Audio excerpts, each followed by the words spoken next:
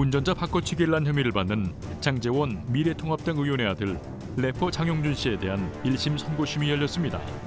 재판부는 죄질이 가볍지 않다면서 징역형의 집행유예를 선고했습니다. 장용준 씨에 대한 판결의 이유를 사건 반장에서 짚어봅니다.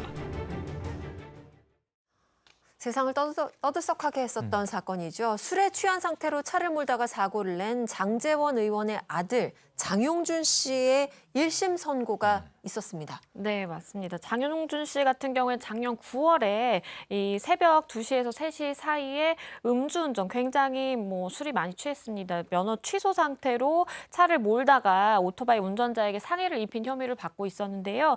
1심에서 징역 1년 6월에 집행유예 2년이 이제 선고가 됐습니다.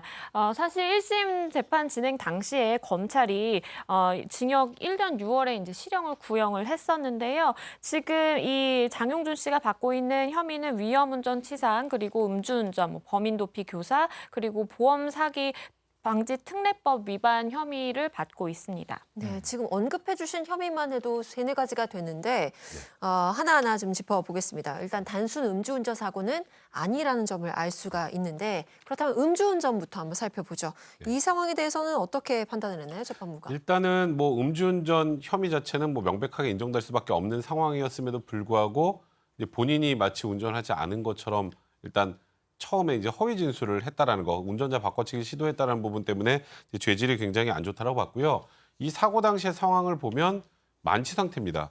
그래서 일단 죄명 자체가 위험운전치사상죄예요. 그거는 이제 면허 취소 수준 이상이 됐을 때 적용이 되는 건데, 이제 이런 정도 상황이라면 당연히 죄질은 굉장히 안 좋죠. 네. 이제 그럼에도 불구하고 다행인 건 피해자의 상태, 피해자의 이 상처 정도가 좀 경미하고 피해자와 합의를 했기 때문에 일단은 죄질이 그렇게 가볍지 않다라고 보면서도 징역 1년 6월에 집행유예 2년, 준법운전 강의 수강 40시간을 선고를 한 게 된 겁니다.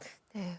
우리가 사건 만장하면서 늘 알 수 있듯이 여기서도 이제 합의가 중요한 포인트가 될 것 같은데, 지금 이 장용준 씨가 바꿔치기한 이 운전자, 그러니까 내가 운전을 했다라고 사고 당시에 얘기했었던 제3의 인물은 사실은 사고 현장에 있지도 않았습니다. 왜 그런데 장용준 씨의 죄를 대신 뒤집어 쓰려고 했을까? 이 부분에 대해서도 많은 사람들이 궁금해했었어요. 사실 제가 보는 입장에서는 이 사건의 핵심은 그겁니다. 이 부분에 대해서 경찰이 얼마나 최선을 다해 수사를 했느냐. 왜냐하면은 이 부분에 대해서 아무런 관련 이해관계가 없는 사람, 물론 본인은 그런 얘기를 합니다. 인정하고 흔한 친한 형 동생 사이기 때문에 도와주려고 했다라고 하지만은 문제는 거기에 경제적인 이득이 있었느냐. 혹시 장용준 씨 아버지의 어떤 힘이 있었느냐. 사실 핵심적인 그 포인트인데, 그 부분에 대한 수사 부분이 사실 미진하는 것이 아니냐라고 해서 많은 어떤 네티즌들이, 그러니까 이런 부분들이 문제 제기한 부분도 있지 않습니까? 네. 그러니까 이해가 안 되는 거죠. 왜냐하면 분명히 자기가 처벌받을 수도 있음에도 불구하고 그냥 형 동생 사이인데 그냥 해줬다라고 하는 것을 어느 정도까지 국민들이 납득할 수 있을까? 저는 사실 납득 못하겠습니다. 네. 그럼 재판부는 어떻게 판단을 했나요? 일단 재판부는 사고 직후에 본인이 운전을 하지 않았다라고 속여서 책임을 회피하려고 했고, 그리고 본인이 아닌 사람에게 당시에 이제 운전을 했다라고 얘기하도록 시켜서 이렇게 책임 회피하려 한 것은 국가 사법 기능을 또 정상적으로 작용하지 못하게 하려고 한 시도였다라고 짚었고요. 그래서 죄질이 굉장히 가볍지 않다라고도 지적하기도 했습니다. 네.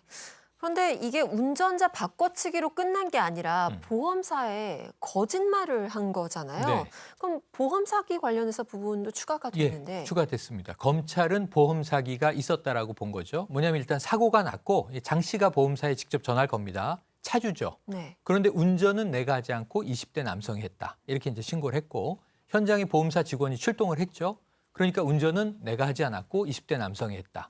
그런데 이 보험사 직원이 보니까 동승자도 있었는데 지켜보고 있는 거예요. 네. 그래서 그런가 보다.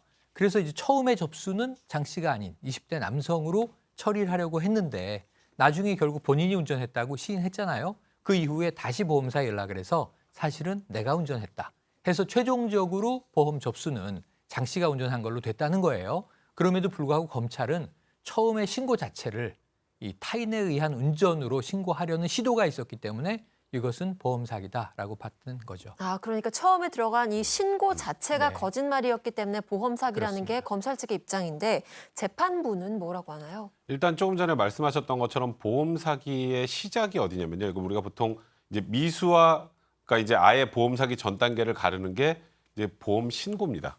신고를 하면 이제 말 그대로 실행에 착수에 들어가기 때문에 결과가 안 나와도 사기 미수가 되는 건데 일단 말씀하셨던 것처럼 결론적으로는 이제 원래도 돌아왔죠.